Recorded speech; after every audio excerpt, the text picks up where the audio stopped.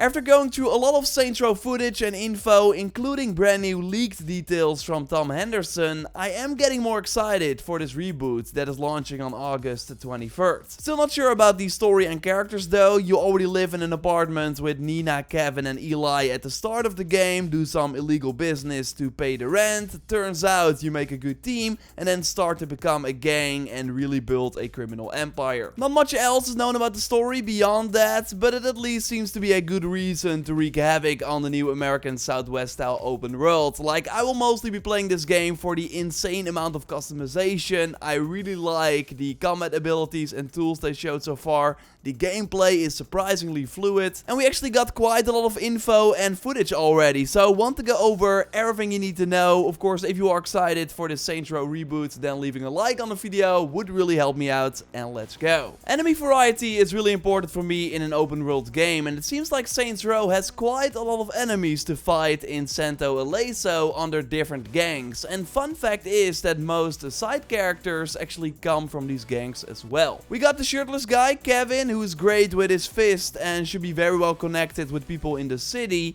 He used to be with the idols, the neon energy type enemies with their crazy helmets. They locked themselves away in the Monte Vista region of the open world, where they sometimes throw parties that we have to crash. And we see that they can be pretty chaotic in combat, but they make up for that in numbers. So we will be fighting a ton of them at the same time. Nina, the getaway driver, was part of Los Panteros. She was the best mechanic there, and this faction is all about muscle and physical power, short range weapons, and they control the Providencia region, which as you can see is weathered. It's a grittier area, and in complete contrast to Lakeshore, the urban part of Santo Ileso with the busy streets, a lot of skyscrapers, including the HQ of the militaristic Marshal. And that's actually where our main character, the boss, comes from. And I can see these as mostly endgame enemies, as they have the best protection from the looks of it, high-tech gear to lock us down and take us out. So I would not be surprised if they are saved for later on in the game, as they seem harder to deal with. And it is, by the way, a look at a big part of the map, where we see each district. There should be 15 in the game in total, and there is, by the way, a fast travel system. By taking photos of certain locations, we can unlock points and then travel back to them. We now see a different version of the same map, because interacting with this gives you access to the criminal ventures. There should be 14 buildings you can place on the map in these circles that we see right here, and by doing that you will not only change the environment but also unlock special side activities. Again, there should be quite a lot. The examples that were given were dumping toxic waste for big companies, checking out potential heist locations for the Saints, where you then act as a getaway driver, or you can build a medical center, after which you have to cause a ton of damage to yourself to collect as much money as possible. Tom Henderson notes in his article that other variants include repoing cars, boats and bank vaults, so basically taking things from people that own you a debt, and some other wacky things. We don't have footage of this yet, but how it was described is that you have to beat up dead bodies or destroy their vehicles, so it looks like something else happened to them. You're basically covering up murder, it seems. And by doing these criminal ventures, you unlock new abilities, perks, cash and more. And we already saw some abilities in action thanks to gameplay Game Informer showed. One is called Surprise, and if you played Valhalla then it will look very familiar. You namely drop a grenade down an enemy's pants and then push them towards other enemies, which then makes for a nice explosion. Tom also mentions other abilities like Flaming Uppercut, which lets you push an enemy into the air, and we also got Ninja, where you throw a smoke bomb down in order to lose enemies. And you see a special ability window in the bottom right corner of the screen, where we also see icons for still unknown abilities, and when you perform an ability like Surprise here, you see that it will cost you 1 flow point, which is noted above your health. And it should also be that some abilities require more points to activate, and you get this flow by participating in combat, like by simply dealing damage to enemies or vehicles, or by dodging incoming attacks. It seems like by leveling up we can unlock these abilities. I think 20 in this phone menu here is the level of the character, so then the skill icon is where we go to unlock new abilities. And other things that jump out are the wanted, probably when we're getting chased by the police, which of course another faction in the game that we can also take out. We see play playlist here. There are more than a dozen radio stations in the game, but you don't have to listen to them while being in a car. So that's likely where this playlist feature comes in. And in this phone menu, we see that sharing is available. Maybe that's linked to co-op. I will talk more about co-op in a moment, by the way. And we also see perks, because next to the active abilities, there should also be passive bonuses you can earn by exploring the world and completing certain challenges like destroy 100 vehicles. And expect perks like moving faster while aiming down sight or moving faster while crouching. And what I, by the way, really like is the fact that you can change your character's walk animation with a special emotes like Creeper. So then you always walk like this. Sure, it's pretty slow, but I haven't seen a game where you can actually do that. There should also be ultimate perks that let you, for example, call in a missile to blow up an area, which sounds pretty awesome. And I saw gameplay of putting down a shield as well, which could also be a perk or ability. Although overall, from my understanding, the perks are more passive bonuses like increasing the flow you gain so you can use abilities more often, or that you can get more health from executions. They namely want to reward aggressive play, because it seems that the only way to get health back is by damaging and killing enemies, and the same is the case for in your car. So you have to blow up vehicles while in the car to increase the durability of your car again, which is noted by the blue bar. And Tom Henderson followed up on Twitter saying that there's also an ability called Vampire that should speed things up and give us health back. And speaking of cars and special skills, vehicles also have signature abilities.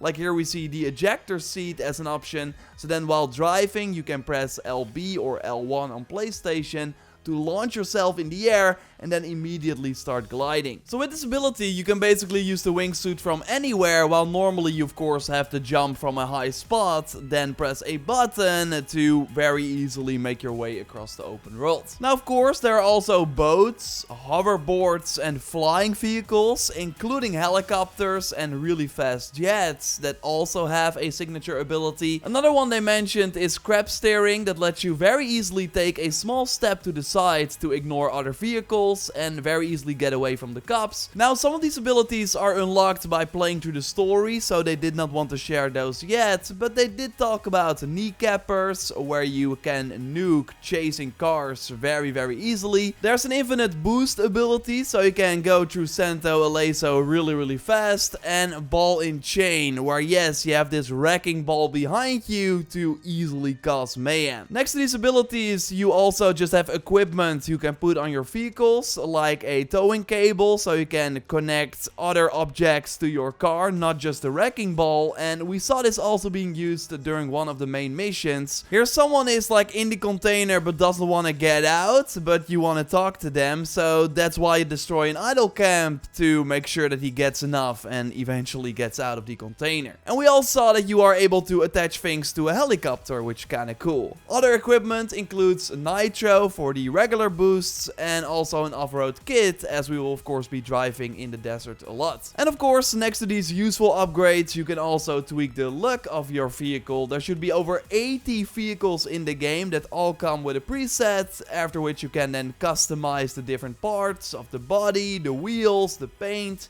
There are like even crazy skins you can put on your vehicle, stickers, different sounds. There really seem to be a ton of options to make each vehicle your own, and you can also change the vehicles the Saints are using, which is a really nice touch, and you can of course also change the look of the followers. But more interesting is of course our own character creator, because here we also can select a preset and then go crazy from there with hair, many face options, including the ability to have a asymmetrical face. So one side looking different than the other side. There are some pretty cool makeup options, and for the body you can very easily select a build and then tweak the posture even more with different sliders. I really love the prosthetics option, so you can give your character robot arms or legs if you want. And you can also go crazy with so-called cutting edge skins that change your skin based on certain material, or you can also go for an animated skin, which is kinda annoying, I would imagine, but I do like the option. Sure, you could run around in not a lot of clothes and a crazy skin, or you can of course dress to impress, because there are a lot of outfit options as well. Really like some of the masks they showed, there are different wingsuits you can select, and just a ton of other clothing options, and you can also obtain new outfit pieces in the different brick and mortar stores in the world. These are familiar ones from the previous Saints Row games like Leather and Lace, but also new ones that can, for example, sell you unique items like the really crazy boots that we see here. And Tom Henderson, by the way, confirmed that we will also be able to wear clothes from other Volition games like Red Faction, Agents of Mayhem, and Summoner. And really cool is that just like with Saints Row 3, we will be able to get the character creator before release, so we can already spend time working on our character and then immediately jump into the game and play the story when it releases on August 23rd. They will announce the launch date for this tool very soon, so be sure you are subscribed. I will keep you posted here, but that is not everything that still has to be announced before release. It seems that there's namely also a separate multiplayer mode. Volition is yet to announce Saints Row multiplayer, although the game is playable in co-op play. Those who have played the game have expressed that it does feel like multiplayer is going to come to the game in some form post-launch. This also according to Tom. This seems to be separate from the already announced 2-player co-op. That sounds really good, by the way. For one, it's completely untethered. So you don't have to stay close to each other. One player can be in one part of the open world and the other player in a completely different district. Everything you also earn when playing co-op will come back with you, and any mission progress you make in the co-op session will be brought into your single player save as well. So you don't have to play the same mission you've already completed with a friend in co-op when you reach it, for example, in your single player story.